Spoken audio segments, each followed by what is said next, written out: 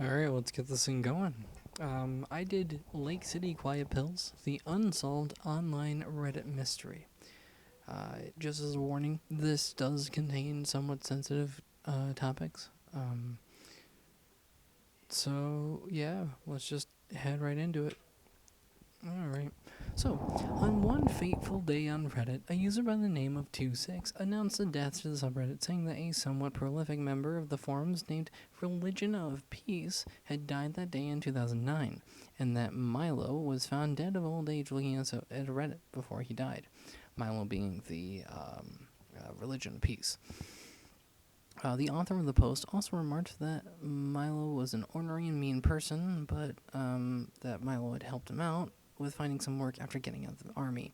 He didn't want a service. He didn't really want anything. Just spreading ashes to his old farm, which is now a mall.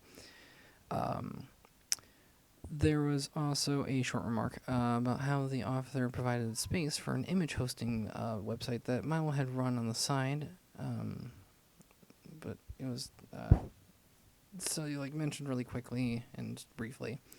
So this just seems like to be like a normal post on the front page of the internet, right? Well, not really quite, because otherwise I wouldn't be making this. Well, before we go any further, it's important that we establish this person's history, whose death had inadvertently started this entire investigation, to get a better understanding of the subject in question. After looking at Religion of Peace, we can see that he was a peculiar old man, one who was very mean to others on Reddit and proved to be very stubborn in his beliefs. There were multiple times where Religion of Peace, henceforth referred to as Milo, would send aggressive remarks to others he disagreed with or spammers on the threads that he was on in an effort to shut them up. He was a mod of the Jailbait subreddit, which was used to host pornographic images of women who looked to be younger than 18, but who were in reality either at or above the legal age, hopefully. These kinds of subreddits were particularly unsavory, were usually either hidden from plain sight or even requiring a special code to get into. But they were removed as of 2012 due to its content. While he was around on Reddit, Milo engaged in discussions that were militaristically inclined in nature. From looking through his posting history, he also claims a few other things, such as mentioning that he was older than 70 years of age. He was in the Navy for over 40 years and engaged in some discussions talking about a possible CIA assassination. He even remarked about a time in his life where he engaged the enemy during the Battle of Normandy in World War II. But under further investigation, a lot of this can be seen as either contradictory or very highly implausible, with some other comments that were posted from his account, just cross-examination. So it's not really known how much is really known or unknown about it, just that he died and he was around 70. It is also interesting to see that he was very technologically inclined for someone who is almost 80 years old, with knowledge on things like iron keys, which are a type of encrypted storage device made for sensitive information to be kept safe, to even being active on the predecessors of sites like Reddit, called Dig and Fark, and even joined Reddit while it was largely not well known on the internet at the time. He was in charge of his own personal jailbait website called That Old Guy's Image Host, where he contributed a lot of his time alongside his time on Reddit. The domain, however, was very unusual, being under the domain name of www.lakecityquietpills.com, with little to no reference as to what that really means, or even what's on the site, which is somewhat suspicious. This previously mentioned private image board is very connected to both Milo and 26, as Milo runs it as mentioned in the original post, and 26 giving Milo the space to run the entire site off of. Some people wanted to know who this 26 guy was, and found a lead off of Fark, which was the predecessor to Reddit. This profile called Angel26 has a lot of the same typing and communication mannerisms as the one on Reddit, and followed the same kind of militaristic and craft-based interests, so it's highly correlated to the one on Reddit. Not only that, but also the account has a very interesting motto in its bio stating dispensing Lake City quiet pills to lousy bastards in need of permanent rest since 1968, connecting the two even more. This will become more relevant later, but the important thing is that there's a definite line connecting the two sixes together, as well as giving some insight as to what the name of the website really means, pointing to a more dubious translation as the most expected at the time. Upon visiting the site to get more information, one can even find more jailbait, which makes sense because, again, it is run by Milo, and it's an image hosting website. There's any mention, however, to this motto found earlier, instead being referred to as that old guy's image host on the surface level of the website. But when you delve into the HTML code a bit deeper, people can find things like job listings and weird specifics for targets and the like. Yeah. In this HTML on July 17th, 2009, there was a post that detailed very similar content to the one on Reddit, saying that Milo has died and that he didn't want to service. The tone is different from this post, however, saying that instead of simply saying that he was a bit unlikable, there was a sense of respect for Milo, stating that whoever's supposed to read this should hoist a few for the old man, and remember what he said, keep the faith with the man who's got your back. And then it all starts to delve into these job postings for people who can work a specific period of time for things like private security on crews, and papers or records being a problem or not. On the bottom, it refers to two people in particular, a Shade, who's doing a calendar and HR work, and Angel, maybe Angel26. It looks like he was more on the job connections and getting the jobs ready to be posted. This is assuming that 26 is the one that opened the announcement because of the tie to the Reddit post. It seems like this is really what Lake City Quiet Pills refers to when looking at the rest of the story. I guess it would make more sense to start with what the phrase Lake City Quiet Pills also means, as it is a motto that is used often within this content. Well, when you look up Lake City, one of the first things to pop up is Lake City Ammunition Plant, which is the U.S.'s go-to ammunition small arms distribution plant for the Army's operations.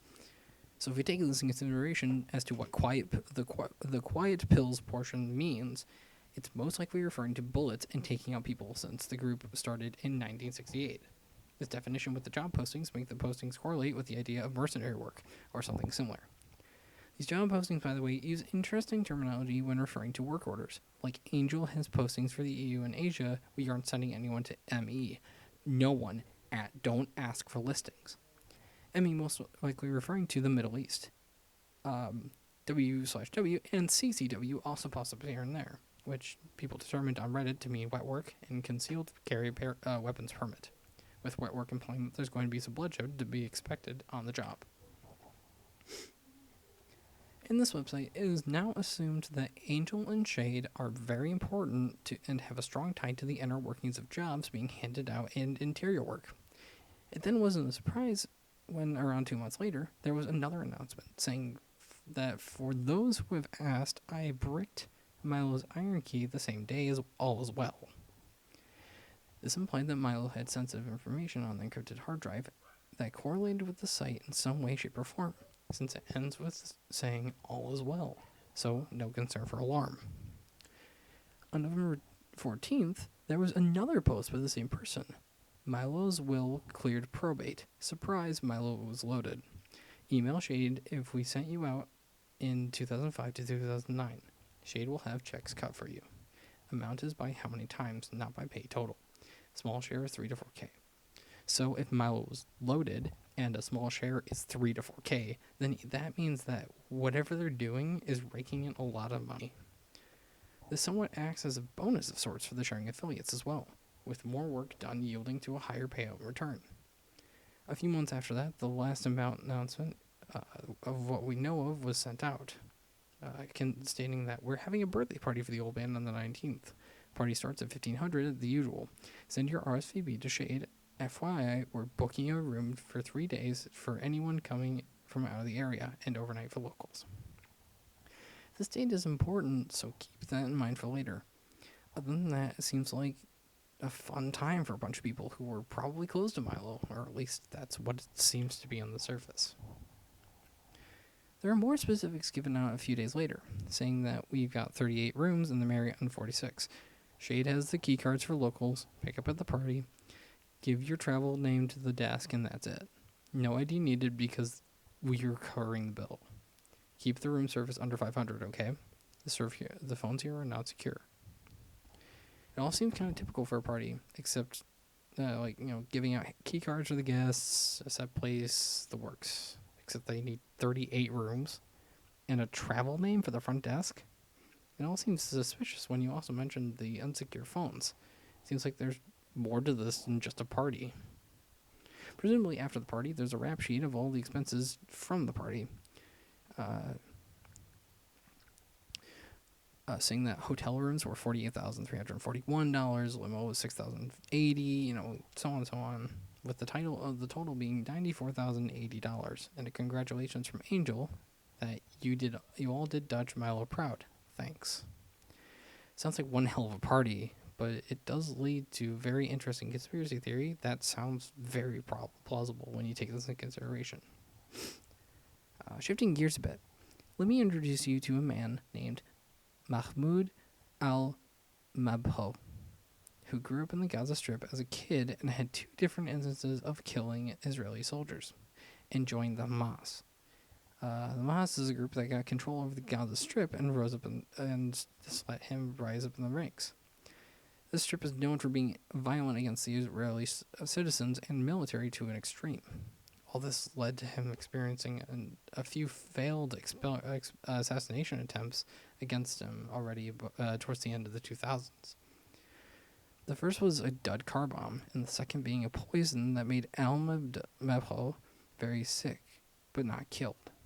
He was a person who handled business with a lot of people in the Middle East as the face of Hamas, with multiple fake passports and a group of guards around him very often. On one of his work trips, he traveled to Dubai, however, and of which the computer that has important dates and information for the deals, as well as a Trojan horse that gave away his location to external forces. During this trip to Dubai, Mahmoud had his security lag a day behind, leaving this as the most opportune time for another assassination attempt to take place. The combination of both Mahmoud's identity and location being out in the open led it to even being more vulnerable. A group of at least a dozen operatives took this vulnerability and exploited it to kill Mahmoud over the course of the night of January 19th. They all used fake passports and got in and out fairly easily. And the assassination took place on January 19th at 1500 or 3 p.m. and it was disguised as a natural death via very powerful muscle relaxant and suffocation from a pillow, as well as the door to his room being somehow locked from the outside, looking like he died naturally until the next morning, when the body was found. By then, the assassins had left their cities across the globe and seemed to vanish into thin air, despite having video and photo of all of their faces. Only 2 were convicted later due to them living quite close by, but after being found as middlemen, they were charged under a secret court and to be able to live freely in the United Arab Emirates from that point onward. To this day, this almost perfectly executed assassination has seen as one of the highest profile cases in modern history, and none of the other people or suspects involved have been found to this day. The scary thing is, you can easily compare this to the instance of the party that Lake City Quiet Pills operatives were having. Due to the travel being involved, serious suspicion, and possible experience of mercenary work being done before all this, the party being planned on the same time as the assassination taking place, not to mention the high prices involved for all the expenses necessary to organize a huge-scale murder along these lines.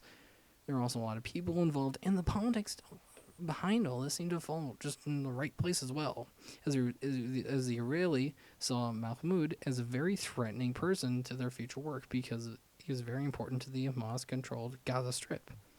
This all could have easily been done by Lake City Quiet Pills if the opportunity and assumed mercenary work is true.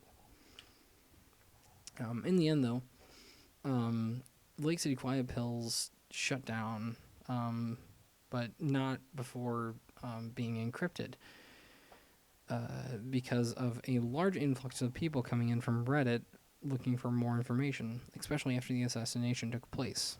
Um, it was encrypted, and the website was shut down for unknown reasons. However, many suspect it's due to the content on the site being the main reason why.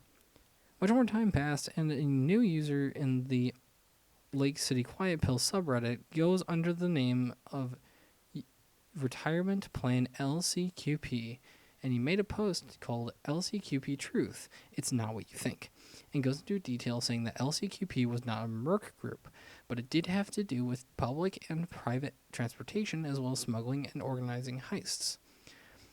He said that the initial group fell apart because Shade committed suicide and the new one had been running for about 3 years. He doesn't have anything to back up these claims, however, so it's hard to say that any of this is true. Both mysteries are unsolved, murky, and may remain that way forever. These are my sightings, and I hope you have a wonderful afternoon.